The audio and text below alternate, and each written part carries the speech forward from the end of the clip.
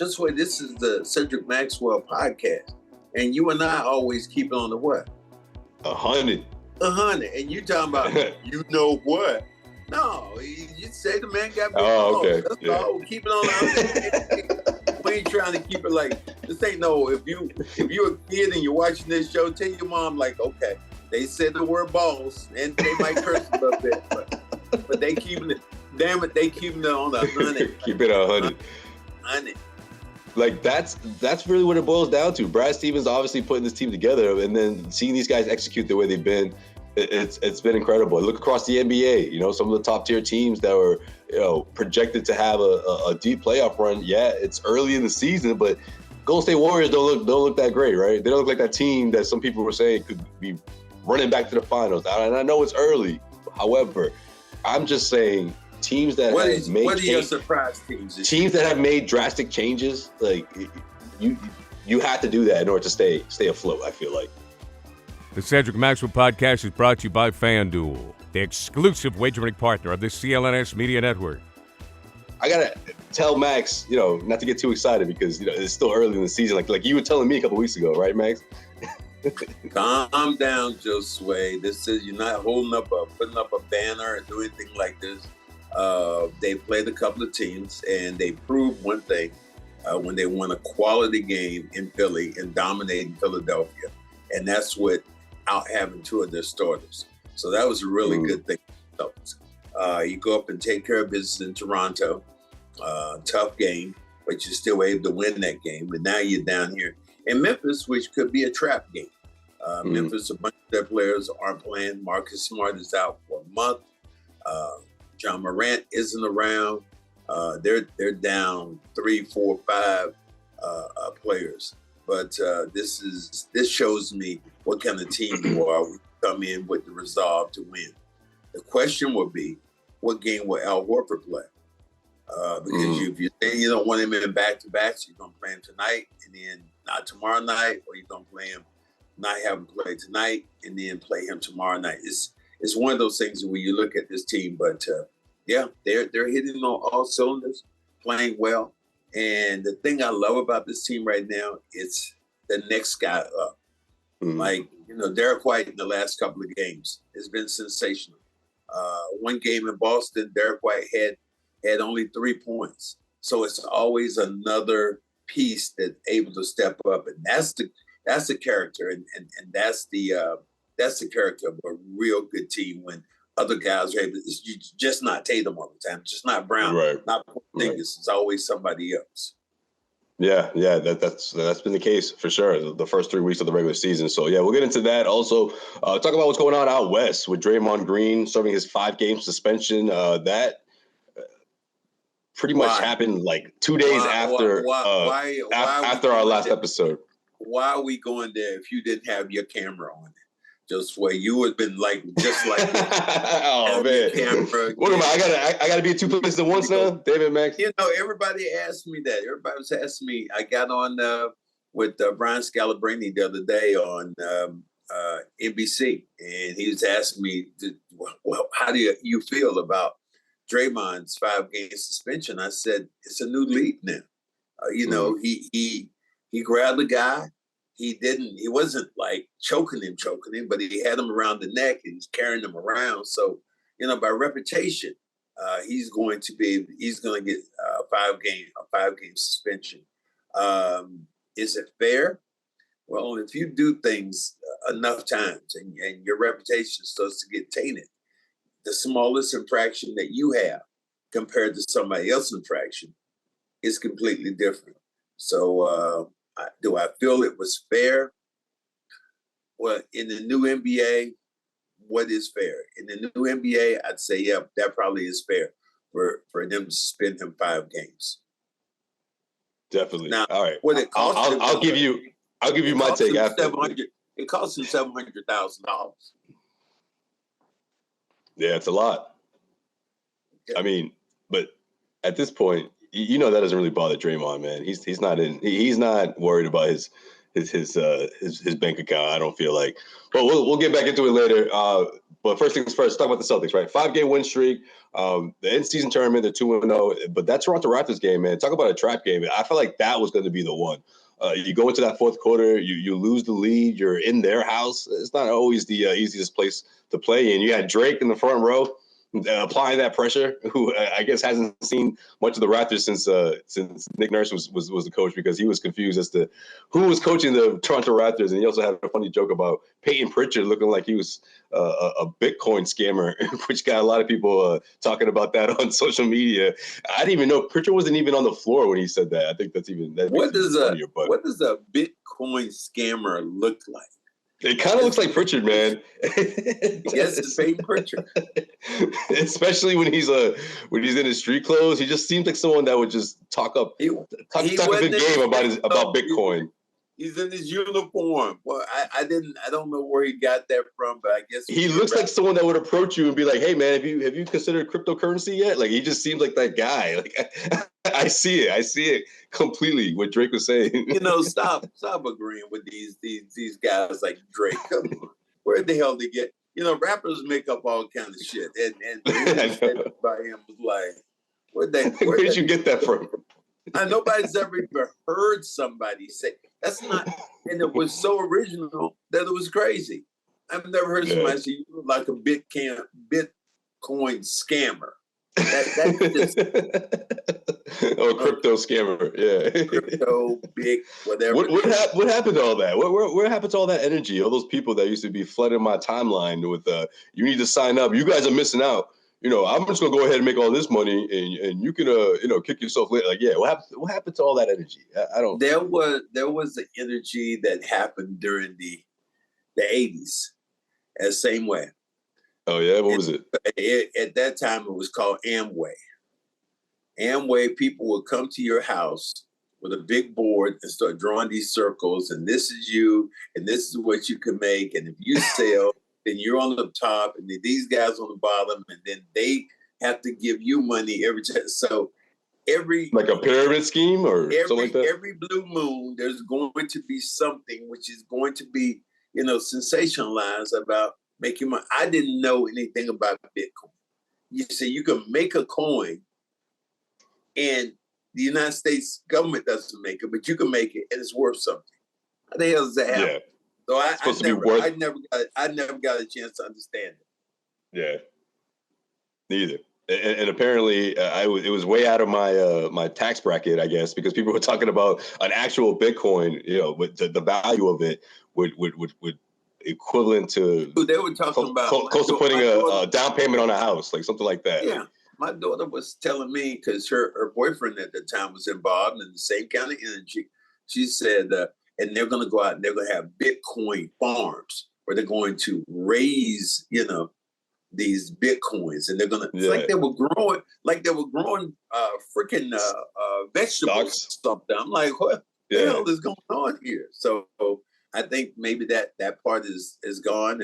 And I think the guy who was in that currency, and I'm mistaken, but there was a guy who something was in that currency, is going to jail right now for maybe the rest of his life, or scamming, millions and millions and millions and millions of people with the whole Bitcoin thing. So yeah. So that's what Pritchard looked like. Yeah, that's what he looked like. He looked like one of those dudes. But anyways, that was a quality win for the Celtics team. I mean, Jason Tatum didn't shoot particularly well, but Kristaps Porzingis made a difference when it mattered most.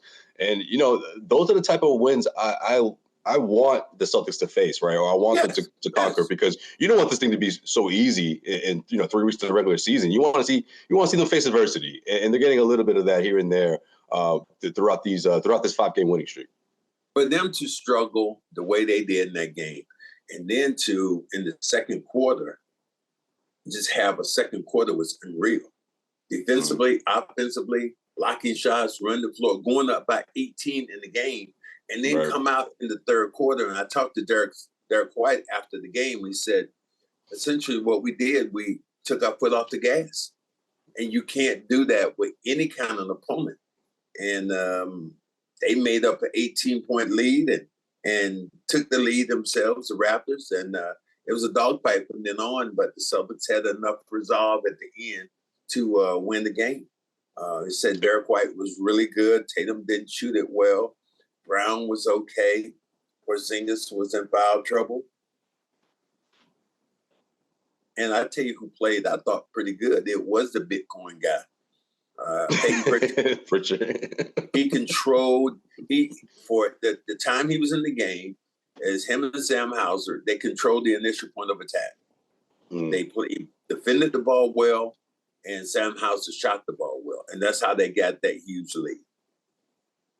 Yeah, no, for sure. I agree with that. I don't think Pritchard, throughout this that sluggish stretch of games where he couldn't find his shot, I don't think he's the kind of guy who's going to be concerned about that, right? He's got the confidence that the next game's going to be better. And what you're seeing from him on the defensive end and as a playmaker, I think that's what you want to see continue to grow, continue to evolve. So, and especially on the road, his road numbers Gary went through them.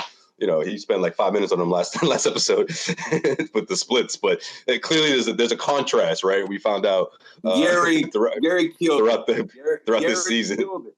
Gary killed him. Gary had the stat. Gary had the receipts, the data. He went 3 games. 3 games on the road. He didn't score at all. 0 for 11. Yeah. So now it's a good sign that he gets out on the road and knocks down a couple of shots and gets his confidence going. But this team is a really good team. And what's going to slow them down, knock on wood here, would be injury.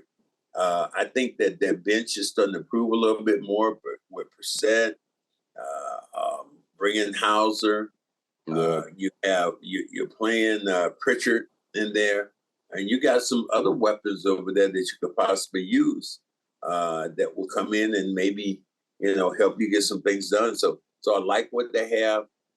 A lot of people right now saying, "Give me one more proven veteran." Still, wow. I like this team the way it is, man. You talk about the top 6, guys like Hauser, Pritchard. Maybe you need one guy to sort of solidify a role, but that's a squad, man. Well, I like them. You go. Don't you go in the locker room from time to time? Do you ever go in? I do. And I do. The thing that Abby Chin made a reference to, the reporter for NBC, and she said their locker room doesn't have any juice. He said that's what Blake Griffin gave them. He gave them that added element of fun, a relaxation. He said, and that might be somebody you might even bring back. So I don't know enough about. I wouldn't hate that. But you're in the locker room with them, and do they have any juice? Yeah, I mean, it's not the same type of lighthearted, a lot more laughing as opposed to last year, but I kind of like that. However, I wouldn't mind seeing someone like Blake Griffin come back because of who he was last year. And let's face it, the front court's still a little thin. I mean, you got Cornette in the mix, you got guys who've answered when their name was called, but you're talking about Blake had that muscle. But you're talking about the Condor guy. That's right. You know what? Speaking of something, talking about the vibe in the locker room, I actually caught up with Cornette down in Philly. I spent about 6-7 minutes with him, man. I wish I brought that up. You know what? Next time I see him, I'm going to tell him. I want to see what he thinks about this nickname, because you're the only one calling him that. But let's see if we can make it a thing. We can make this thing go. Yeah, I called him that on the air. I said the Condor flying in, man. And So yeah, I would love to see Blake back in the mix. He's a quality guy for them, especially if you play bigs. I mean, he runs the floor. He plays his role. He doesn't try to do anything that he's not used to doing. And he's a guy who can actually, from time to time, if you want to, knock down a 3. Yeah. So the thing that you see the Celtics so dangerous, too many 3-point shooters. Sometimes I think they overuse the 3-point shot.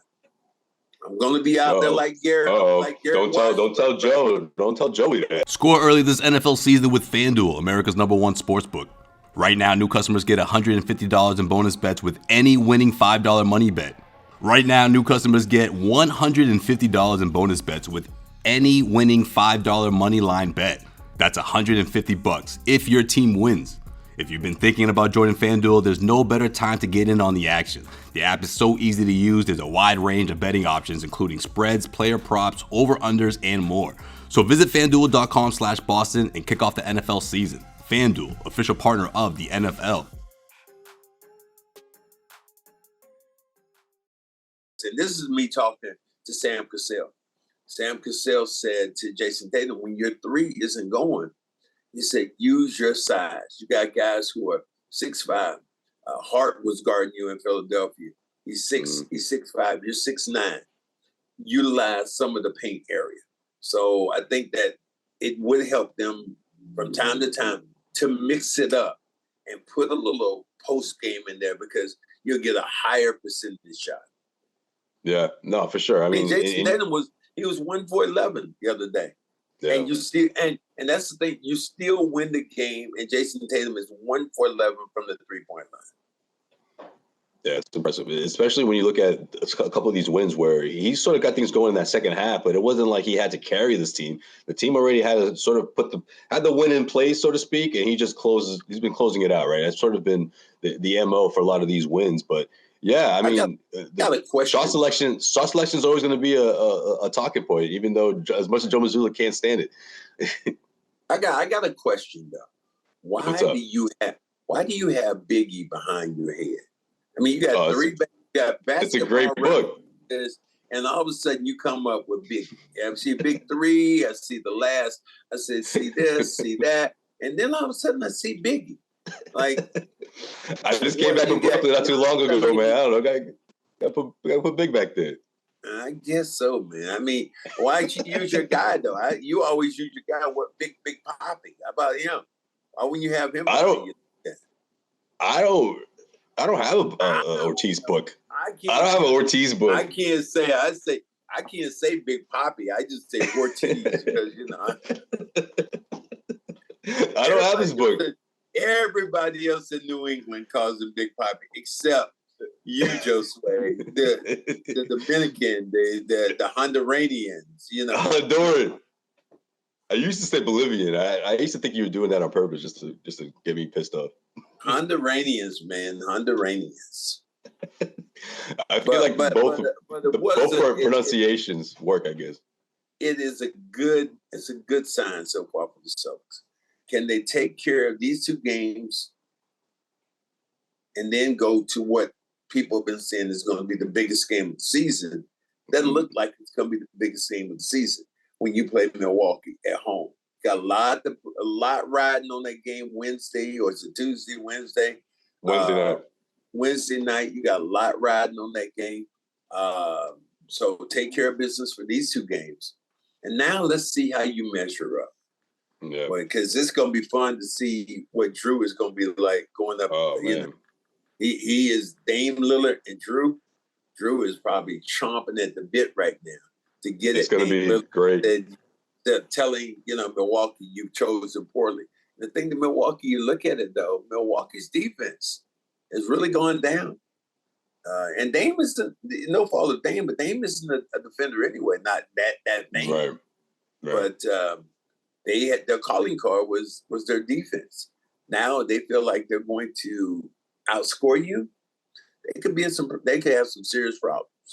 No question. Especially when you look at the way they've been playing, the struggles they faced, and you're going up against the best defending backcourt in the NBA, man. David, I said it. I may not. It's not really the hot take at this point because between Derek White and Drew Holiday, like the support that this starting five has received from these two on both ends of the floor, man, it's immeasurable. I mean, look at what that win in Philadelphia for Derek White to go off the way he did when they needed him, right? And what they're doing to opposing backcourts, man, it's suffocating. Really, they've been suffocating opposing backcourts. Yeah, I love what they're doing right now with. I love the nickname, the stock exchange. I love the fact that you're talking about those guys. Yo, hold on, Max. Is that a nickname, or are you doing the same thing again? Like, is that your nickname, or people? I read that. The stock exchange. The stock exchange. They were both in suits. It was actually on my Instagram about the stock exchange. Okay, and check you out. All right, Max. If you play against these guys right now, your stock is going down because they're such two dynamic defenders. And, I've always felt about Marcus Smart.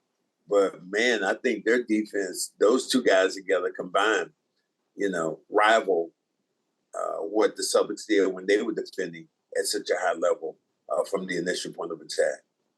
Yeah, man. I mean, the trade, that Drew Holiday trade was obviously about bringing in someone like Holiday who can lock the opposing backcourts and all that, but also it accentuates Derek White and who he's been for this team. And I think that's exactly what Brad Stevens had in mind. And I'd be hard pressed to find someone that would today say that was a bad deal, right? When you look at everything that's unfolded. No, Joe Sway, those 2 draft picks, the 2 first-round picks you gave up for him. You never know who they're going to be, right, Max? Want those back? You don't want those back? No, really? No, Max. You know why? Because that player that's going to be that they're going to use that pick for, he's in middle school right now. So I'm good, man. I'm good. I like the Celtics' chances, or maybe not middle school. Maybe he's a sophomore in high school. But anyway, no matter how you slice it, it is down the road, man. That's way down there, man. I'm good. I want to see this team win today, now, right now.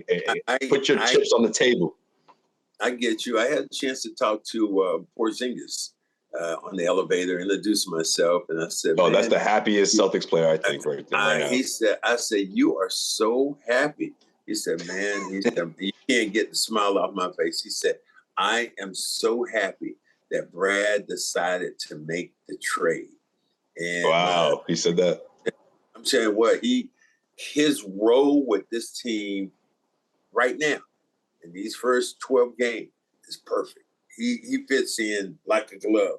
The fact that he can score in the paint, he's been big enough to block shots at the end of plays, and he gives them another weapon on the outside that, no offense at all to people who love Rob Williams, but this is a completely different player.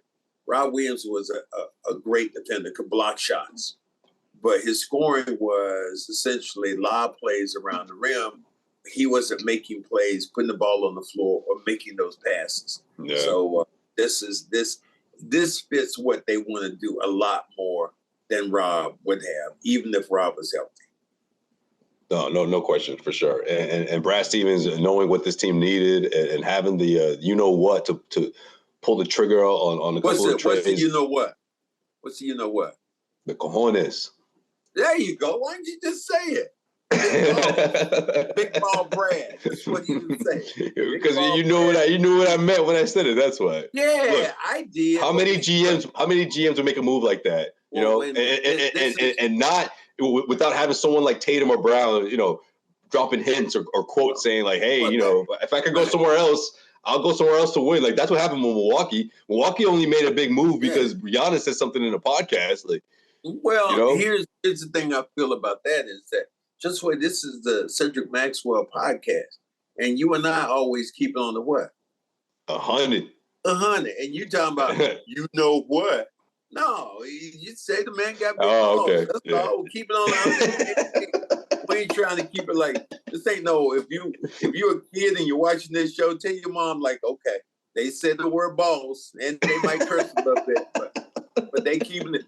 Damn it, they keeping it on 100. Keep it 100. 100. Like that's really what it boils down to. Brad Stevens obviously putting this team together, and then seeing these guys execute the way they've been.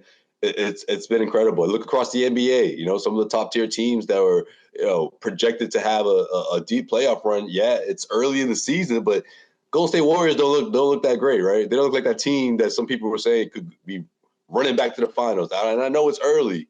However, I'm just saying teams that have made what are your surprise teams? Teams that have made drastic changes, like you have to do that in order to stay afloat, I feel like. There is no I in team, but there is one in Indeed, and that's the hiring platform you need to build yours. When you're hiring, you need Indeed. Indeed is the hiring platform where you can attract, interview, and hire all in one place. Instead of spending hours on multiple job sites searching for candidates with the right skills, Indeed's a powerful hiring platform that can help you do it all. We streamline hiring with powerful tools that can find you match candidates. With Instant Match, over 80% of employers get quality candidates whose resume on Indeed match their job description the moment they sponsor a job, according to Indeed Data US. One of the things I love about Indeed is that it makes hiring all in one place so easy because it's able to focus on the kind of candidates that you're looking for. Wean out the ones that you don't need and zero in on the ones that can really make a difference, that are worth hiring. Candidates who invite to apply are 3 times more likely to apply to your job than candidates who see it in search. According to US data, we get you one step closer to the hire by immediately matching you with quality candidates. Indeed does the hard work for you. Indeed shows you candidates whose resume on Indeed fit your job description immediately after you post, so you can hire faster. Indeed's hiring platform matches you with quality candidates instantly. Even better, Indeed's the only job site where you can pay for applications that meet your must-have requirements. Indeed is an unbelievably powerful hiring platform, delivering 4 times more hires than all other job sites combined, according to TalentNest in 2019. Join more than 3 million businesses worldwide that use Indeed to hire great talent fast. Start hiring now with a $75 job credit to upgrade your job post at Indeed.com/Maxwell. Offer good for a limited time. That's right, you can claim your $70 credit now at Indeed.com/Maxwell. That's Indeed.com/Maxwell. Terms and conditions apply. Need to hire? You need Indeed. And the Celtics did that, you know? Yeah, but teams that have surprised you this year and came out the box. Now, they might flounder here later on, but Minnesota coming out the box have been really good. Golden State hasn't been. Houston's been good. Another team that is, opening eyes to me, and they went in and slapped the Lakers, was Sacramento. They went in and slapped the Lakers. Sacramento plays at a pace that the older team hates. Older teams hate when you run like that on every play and you're trying to get a shot and whatever. It's like they don't. De'Aaron Fox just came back too. Let the older team get a chance to breathe, and that's what I saw that game. That showed me, boy, if they get into that with Sacramento, boy, the Lakers would be in a lot of trouble in the playoffs.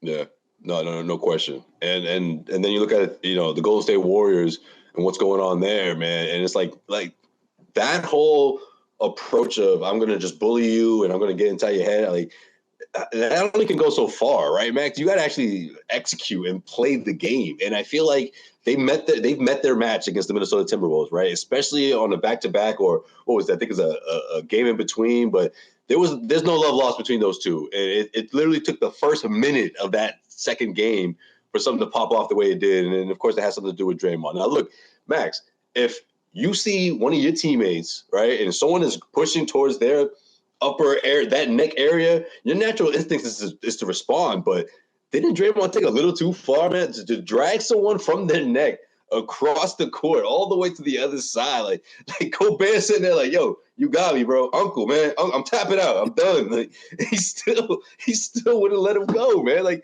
it's getting ridiculous, man. This shit, come on, man. Draymond and his antics, I've had it. I'm done. I'm done with it. Let me give you the perfect analogy here. Knocked over the book. Okay, your book goes down, but let me give you the perfect analogy here. This is the perfect analogy. Perfect analogy for you would be when Joel, your brother, used to choke you out like that. You'd be like, yo, okay, I mean, I'm done here. Yeah, then he would let go. He would know that the fight is over. I'm done. I'm in a spot where I can't defend myself anymore, man. Yeah, but I mean, I understand what you're saying. But this is a grown-ass man we're talking about, man. Yeah, but I even heard Perk said that they should trade Klay Thompson right now. And that ship is sailed, Max. This is what I'm talking about. You want to keep this big dynasty or big 3-4, whatever it is, intact. Okay, you got a championship out of it. That fourth one, man, that was impressive. But it's time to break up the band. It's too late now. It's like you waited too long to trade Larry and McHale, and it's already 1993. You know what I mean? Like, I don't think the Golden State Warriors have a lot of options here. Wasn't that the same thing you could have said about the Celtics when they had Kevin Garnett at the end and Paul Pierce? Could you have said the same thing about that team? Absolutely. And I was upset when the trade happened. I was upset when the trade happened, but looking back on it, Danny did the right thing. I think most Celtics fans would agree with that. And it takes cojones to do that too, to break up that band. And I'm not saying the Warriors should have gone ahead and traded Steph, but between Draymond, between Klay, I mean, again, looking back a couple of years ago, it would have been the worst idea in the world, or at least last off season. Well, they got what they got, and we'll see how it goes. But you still have Klay Thompson, who could be a dangerous shooter. Still have, Steph has been hurt. Draymond, they think, and Looney hasn't done but they talked about some of the other guys that Aminga being that guy. More, and he was going to be this next impact player, and really hasn't. That thing over there down the road in Sacramento, it's going to give a lot of those teams problems because of their ability to run up and down the floor with De'Aaron Fox and all those young Keegan and all those other guys run up and down the floor. A lot of problems for any of those teams out there because they don't. Yeah, no, like you said, man. For a aging team like the Warriors, they don't want to be running like that. They don't want that kind of smoke against the Sacramento Kings, and they'll they can slow things down too as well. If you want to do the half court set, man, they got guys that can do that between Fox and Sabonis. That look on your face a minute ago when that alarm went off was like they was coming to get you. I thought they were pulling up to my place. It was a fire truck. I thought they were pulling up to my apartment. I'm like, oh no, man, what happened? They're pulling up on you like, what the hell is going on here? Like they were going to kick the door in. I had a buddy. Like, what's going on? That actually happened to him. He said he was sitting there watching TV. And he said his wife, and I guess his wife and his daughter, they came home. They didn't know he was home. And they had gone upstairs and they heard the TV downstairs and all this stuff. He's downstairs watching the football game in his drawers and drinking some, drinking a soda. All of a sudden the door gets kicked in. The police just break in the damn door and like, goddamn, put your hands up. He was like, what? They thought he was robbing. They thought he was robbing the place. I was like, oh hell! And you had that same look, like, well, what's going on here? But that was so funny for him. That's mad funny. Yeah, I mean, because the first thing you're gonna do is you're gonna comply and then start asking questions like, yeah, why are you in my place? What's going on? What? Who? He's like, who the hell? The police asked him, who the hell are you? He said, I live here. He's like, show me some proof. But he's saying all that like this the whole time. He's yeah, I got my drawers on. Where am I and he's on his own couch, imagine. Oh, that's hilarious. Oh my God. I'm just picturing him like we've gone off the rail, people. That's a wrap. That's a wrap. All right, that's gonna do it for this episode of the Cedric Maxwell podcast. Powered by FanDuel. Head to FanDuel.com/Boston and win big. Collect some of the bonus bets. Put money down the spread, props, prop bets, all that good stuff. You can find over at FanDuel.com. That's FanDuel.com/Boston. He's Cedric Maxwell. I am Josue Pavone. We'll be back with another episode next week. Stay tuned. We also have a couple of guests lined up that we'll talk about later on at some point. But yeah, man, some fun episodes coming up. So stay tuned. Subscribe, rate, review if you haven't already. Cedric Maxwell Podcast. He is Cedric Maxwell. I am Josue Pavone, and we'll see you guys next week. FanDuel is the exclusive wagering partner of the CLNS Media Network. Right now, new customers get $150 in bonus bets with any winning $5 moneyline bet. FanDuel, official partner of the NFL.